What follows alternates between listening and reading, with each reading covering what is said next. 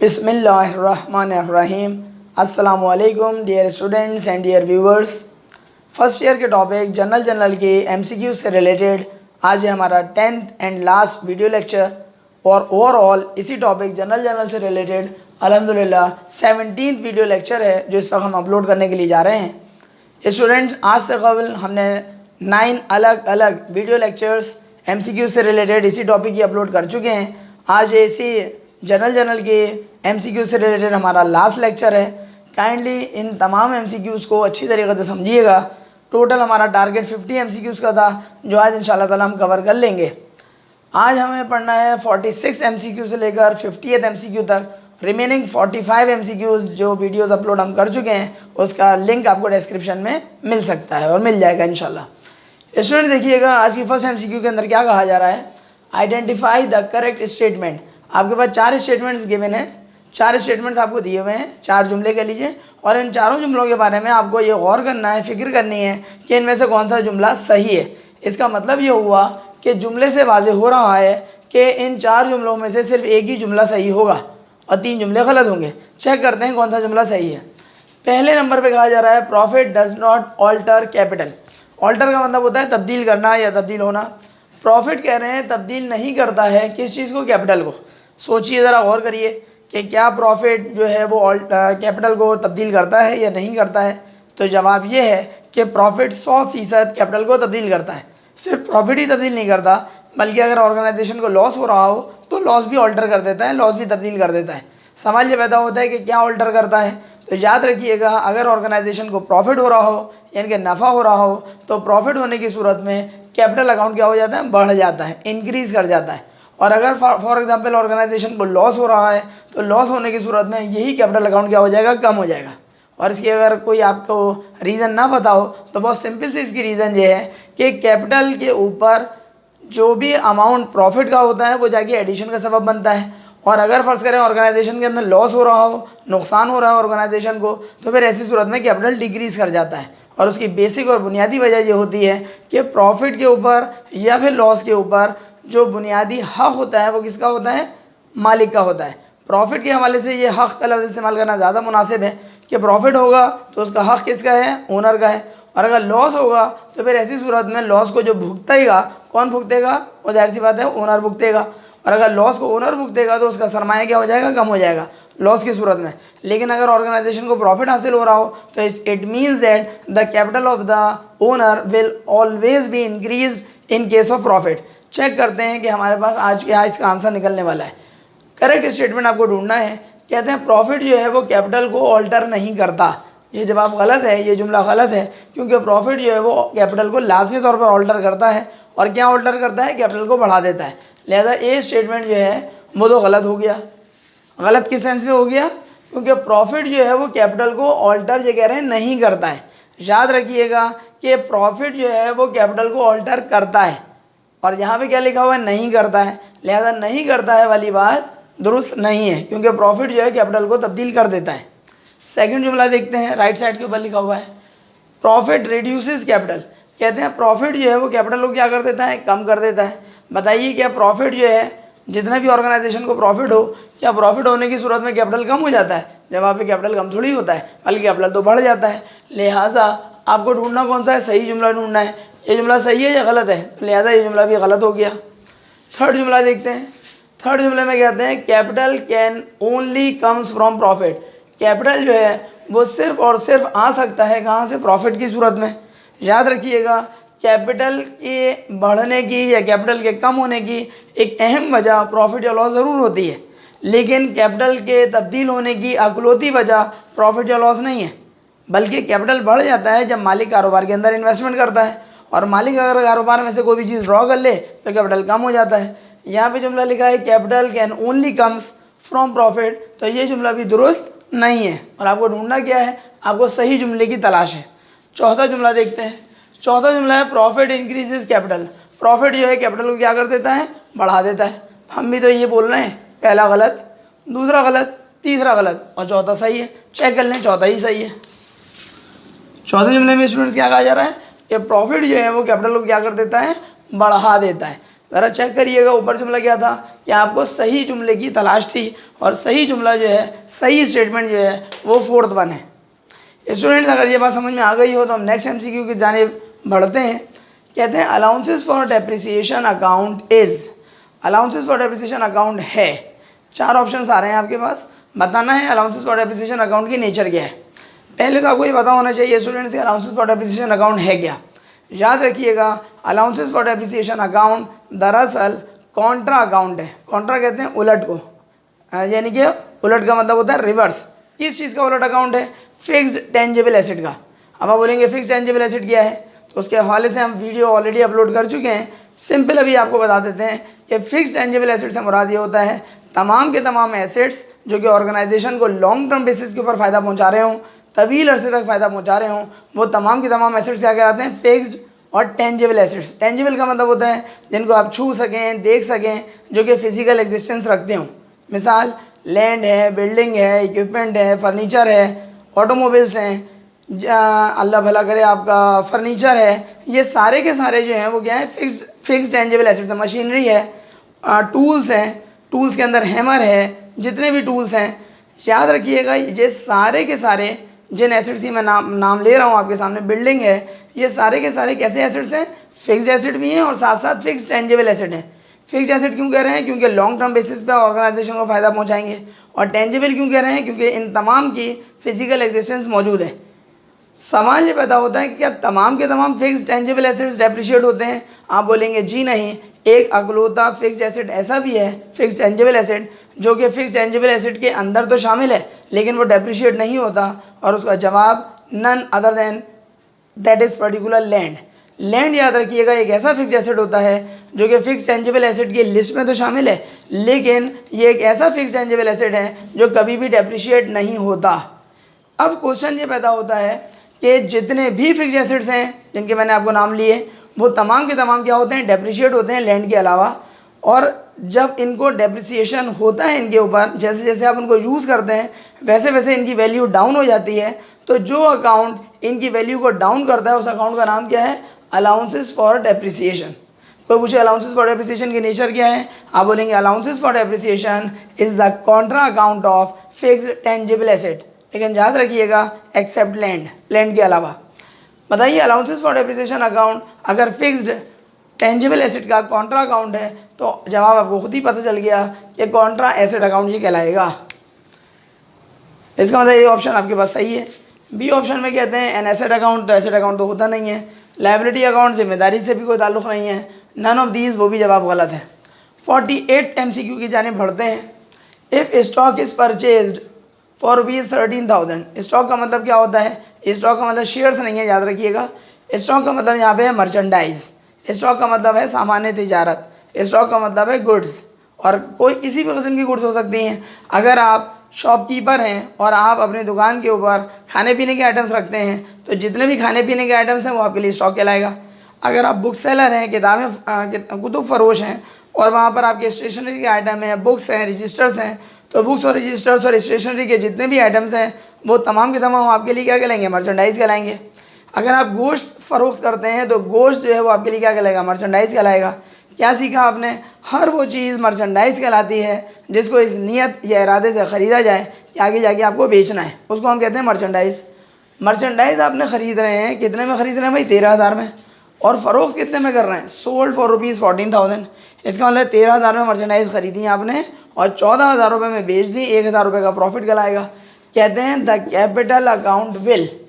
पहली बात तो ये है 13,000 का माल ख़रीदा, माल को आपने बेचा कितने में? 14,000 रुपये में।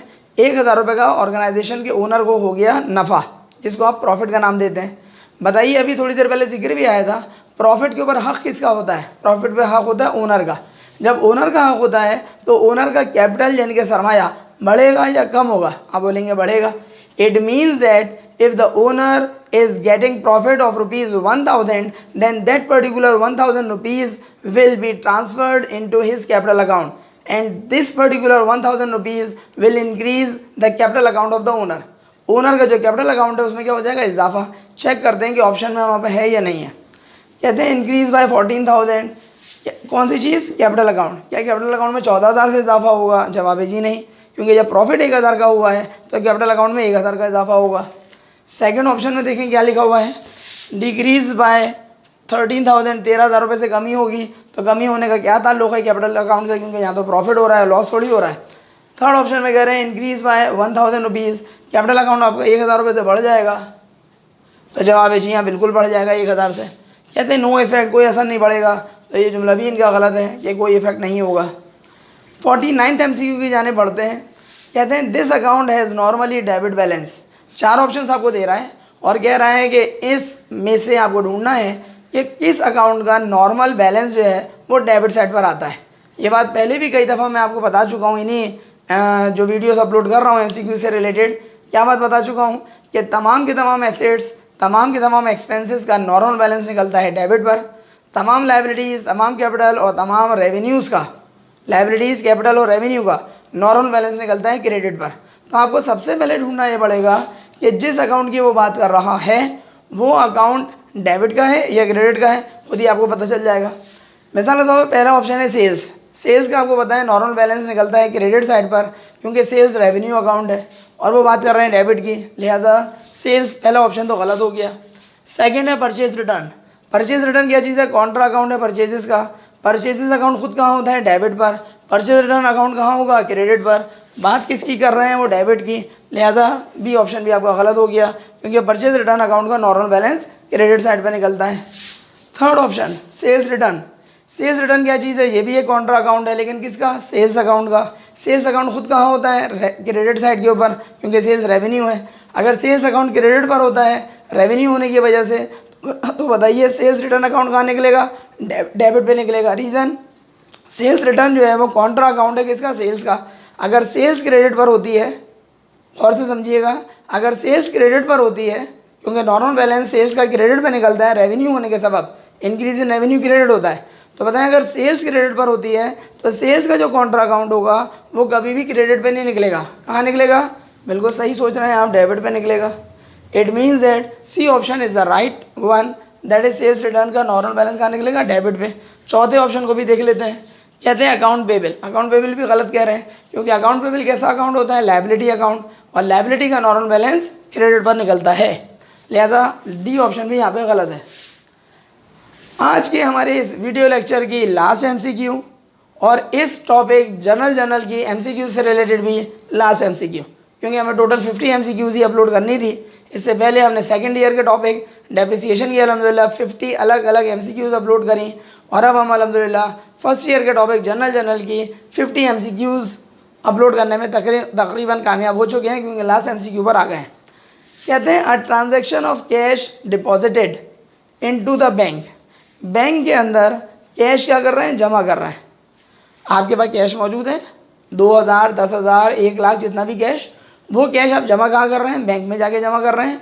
जब आप कैश को बैंक में जमा करेंगे तो ज़ाहिर सी बात एक ट्रांजेक्शन हो जाएगी, एक लेन देन हो जाएगी। कहते हैं will have this effect on accounting equation. Accounting equation के ऊपर ये असर पड़ेगा जो 4 ऑप्शन आने वाले हैं। पहली बात आपको पता होगा कि अकाउंटिंग इक्वेशन क्या होती है, एसेट्स बराबर है लायबिलिटीज़ प्लस कैपिटल। जितने भी ऑर्गेनाइजेशन के एसेट्स होते हैं याद रखिएगा, वो ऑर्गेनाइजेशन के ऊपर जितनी भी लायबिलिटी हो और ऑर्गेनाइजेशन के जो ओनर हैं उनका जितना सरमाया हो, इन दोनों को जब हम प्लस करते हैं तो टोटल एसेट्स के बराबर निकलता है। बताएं आपके पास कैश मौजूद था, अब इससे कोई गर्ज नहीं कि कैश था कितना, वो 2000 हो या 2 लाख रुपये, रकम से कोई ताल्लुक़ नहीं है। कैश आपके पास था, वो कैश आपने जमा कहाँ करवा दिया स्टूडेंट्स, बैंक के अंदर। अब आपको सोचना ये है कि 4 असरात आपको दे रहा है, बताना है कौन सा जवाब दुरुस्त है। एज्यूम कर लेते हैं 10,000 रुपये कैश है, आप कुछ भी फिगर सोच सकते हैं। 10,000 रुपये कैश मौजूद है, लेट सपोज ऑफिस की दराज में, मालिक ने 10,000 रुपये कैश निकाला दराज में से और अपनी ऑर्गेनाइजेशन के क्लर्क को बोला कि बैंक में जाके अकाउंट में जमा करवा दो।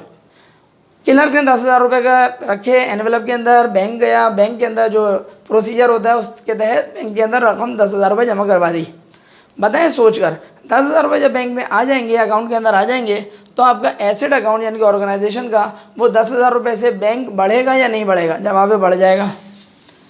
गौर करिएगा, ये मैंने बैंक के लिए प्लस लगाया है, क्यों, क्योंकि 10,000 रुपये आपके बैंक में बढ़ जाएंगे। 10,000 रुपये बैंक में बढ़ने का मतलब ये होता है आपका एसेट अकाउंट बढ़ेगा, क्योंकि बैंक की नेचर एसेट है और एसेट में इजाफा होता है, लिहाजा एसेट आपका प्लस हो जाएगा। साथ ही साथ ऑर्गेनाइजेशन का जो कैश है वो 10,000 रुपये से कम हो जाएगा। क्यों? क्योंकि दराज में से 10,000 रुपये अब कम हो गए।